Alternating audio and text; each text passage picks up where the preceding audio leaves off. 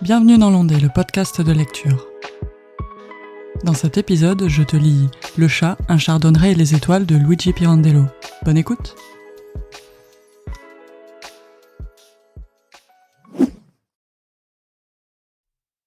Une pierre. Une autre pierre. L'homme passe et les voit l'une à côté de l'autre.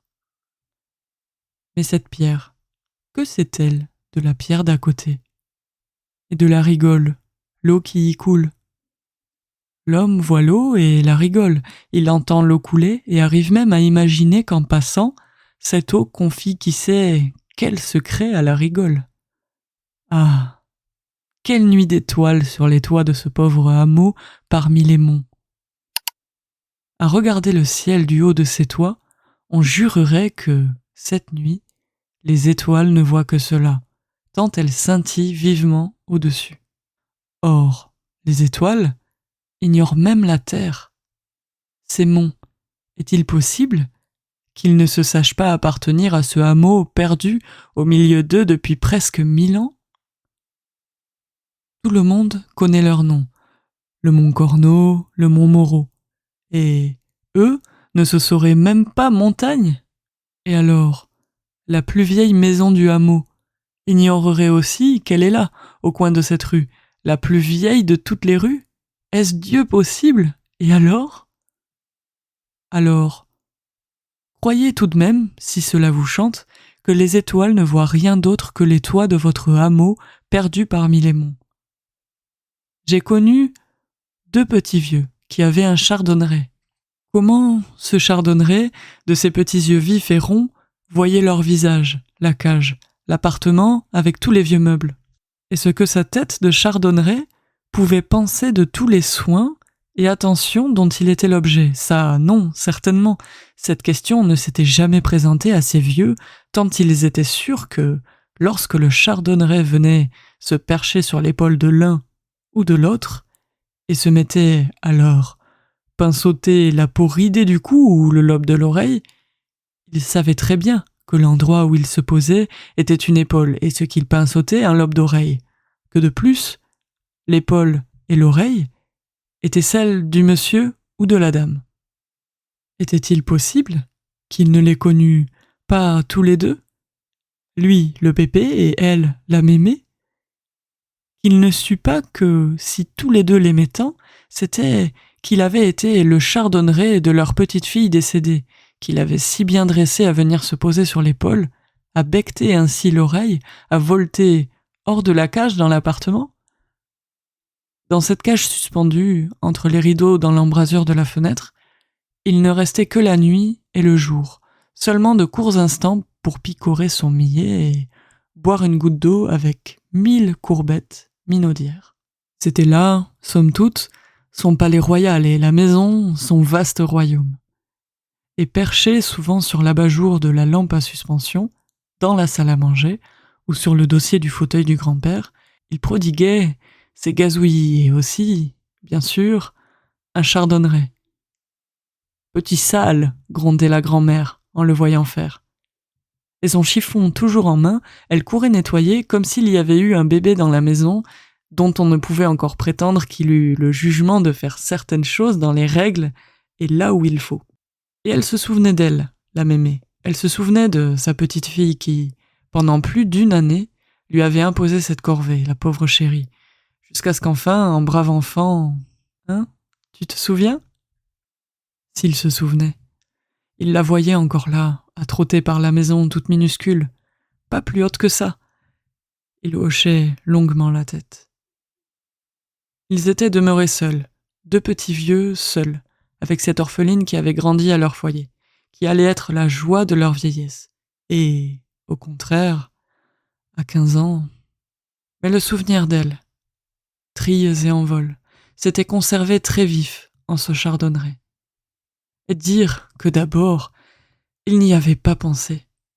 Dans l'abîme de désespoir où le malheur les avait précipités, comment penser à un chardonneret ? Mais sur leurs épaules courbées, soulevé de sanglots, le chardonneret, mais oui, était venu se poser de lui-même, doucement, tournant la tête à gauche, à droite. Puis il avait allongé le cou, et de derrière, un petit coup de bec à l'oreille, comme pour dire qu'il était une part d'elle, bien vivante. Vivante, oui, encore vivante, et qui avait encore besoin de leurs soins et de l'amour, le même amour qu'ils avaient éprouvé pour elle. Avec quel tremblement il l'avait pris, le pauvre vieux, dans sa grosse main pour le montrer en sanglotant à sa pauvre vieille. Que de baisers sur cette tête d'épingle, sur ce mignon bec, mais lui ne voulait pas être pris. Emprisonné dans cette main, il se débattait de la tête et des pattes et répondait par des coups de bec aux baisers des deux vieux. La grand-mère était sûre et certaine qu'avec ses gazouillis, le chardonneret appelait encore sa jeune maîtresse et qu'en voltant de ci de là dans l'appartement, il la cherchait, ne cessait de la chercher sans relâche, incapable de se résigner à ne plus la trouver, et que ces gazouillis sans fin étaient autant de discours pour elle. Des questions, oui, exactement, que les mots n'auraient pas mieux posées, répétées 3 à 4 fois de suite, attendant une réponse et exprimant la colère de n'en pas recevoir. Mais comment cela, s'il était également sûr et certain que le chardonneret n'ignorait rien de la mort? S'il savait, qui appelait-il? De qui attendait-il qu'on répondît à ces questions, que les mots n'auraient pas mieux posées? Et mon Dieu, ce n'était au fond qu'un chardonneret. Tantôt il l'appelait, tantôt il la pleurait. Était-ce possible de mettre en doute que, par exemple, en ce moment, il pensait à la jeune morte, ainsi tout pelotonné, sur le perchoir de sa cage, la tête rentrée, le bec en l'air, les yeux mi-clos? À de tels moments, de loin en loin, il laissait échapper de brefs petits cris étouffés, preuve évidente qu'il pensait à elle, qu'il la pleurait et se lamentait. Un vrai déchirement, ces petits cris. Le vieux grand-père ne contredisait pas sa mémé. Lui aussi en était si sûr. Il n'en montait pas moins tout doucement sur une chaise, comme pour chuchoter de tout près 1 ou 2 mots de réconfort à cette pauvre petite âme en peine, et en même temps, comme à son propre insu, il rouvrait la porte à ressort de la cage qui s'était fermée. « Le voilà qui s'échappe, le coquin !» s'écriait-il, en se retournant sur sa chaise et en le suivant des yeux, le regard rieur, les 2 mains écartées devant son visage comme pour se protéger. Là-dessus, le pépé et la mémé de se quereller. Combien de fois le lui avait-elle répété qu'il fallait le laisser tranquille lorsqu'il était ainsi et ne pas l'importuner à vouloir le tirer de son chagrin? Tiens, il l'entendait maintenant? Il chante, disait le vieux. Ça, chanter, répliquait-elle en haussant les épaules. Il t'en dit de toutes les couleurs, fou de rage qu'il est. Elle accourait pour le calmer. Peine perdue. Il sautillait par-ci, il sautillait par-là, fâché pour tout de bon, et non sans raison, car à ces moments-là, devait-il lui sembler, il aurait mérité plus de considération. Et le plus beau, c'est que le pépé non seulement acceptait tous ses reproches sans dire à la mémé que la porte à ressort de la cage était fermée, et que c'était sans doute pour cela que le chardonneret piaulait si lamentablement, mais il pleurait, en entendant parler de la sorte sa vieille compagne, à la poursuite du chardonneret. Il pleurait et s'avouait à lui-même, hochant la tête, le visage en larmes. Il a raison, le pauvre. Le pauvre, il a raison. Il ne se sent pas considéré. Il le savait bien, en effet, ce que signifie ne pas se sentir considéré. Pauvres vieux qu'ils étaient tous les deux, personne ne les considérait, ils étaient la risée publique, depuis qu'ils ne vivaient plus que pour se chardonneret, et se condamnaient à demeurer perpétuellement toute fenêtre close. Le pépé, également, ne mettant plus le nez dehors parce qu'il était vieux, oh, oui, et il pleurait là, chez lui, comme un gosse. Mais les nasardes, il ne les avait jamais tolérés, et si quelqu'un dans la rue avait eu la fâcheuse inspiration de le tourner en ridicule, il aurait joué sa vie.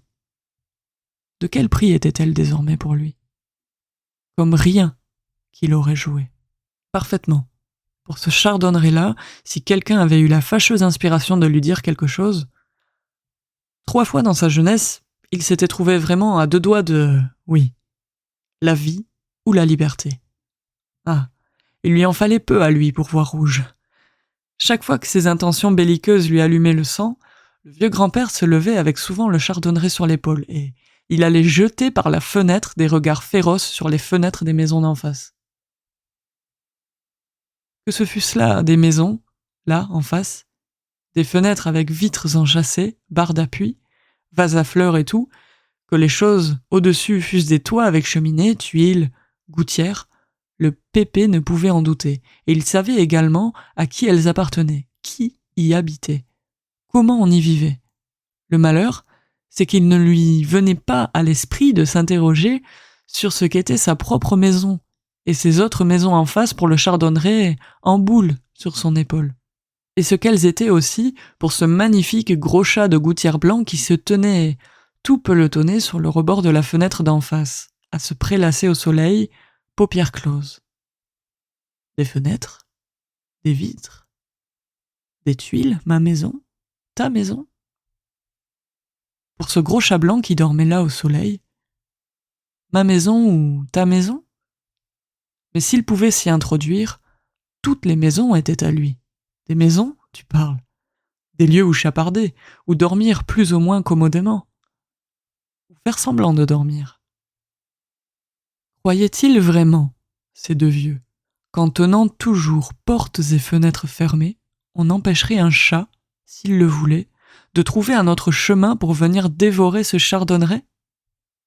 Et n'était-ce pas trop prétendre que d'attendre du chat qu'il sut que ce chardonneret était toute la vie de ces deux vieux pour avoir appartenu à la petite fille décédée, qu'il avait si bien dressée à volter hors de sa cage dans l'appartement, qu'il sut encore que le pépé, une fois qu'il l'avait surpris derrière une des fenêtres, à épier de tous ses yeux à travers la vitre le vol insouciant du chardonneret dans la pièce, s'était rué chez sa maîtresse, l'avertissant furieusement que gare, s'il le surprenait une seconde fois, le surprendre là?